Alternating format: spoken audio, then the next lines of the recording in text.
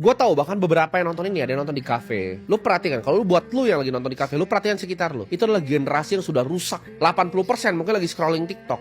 Atau ada satu lagi yang nonton Netflix. Itu generasi yang sudah rusak. Satu generasi ini udah hilang, dibunuh sama TikTok, media dari Cina itu. Dibunuh sama Netflix. Dan dibunuh sama sistem riba. Tapi bukan kalian. Ya makanya gue ajak kalian buat tinggalin sistem ini. Ambil alih lagi bola mata lu. Jangan lu maki-maki orang yang lu gak kenal di sosial media. Ambil lagi uang lu sendiri gitu loh. Dan lu ambil balik lagi jiwa lu. Semangat lu itu. Pelajari kebenaran. Miliki Bitcoin.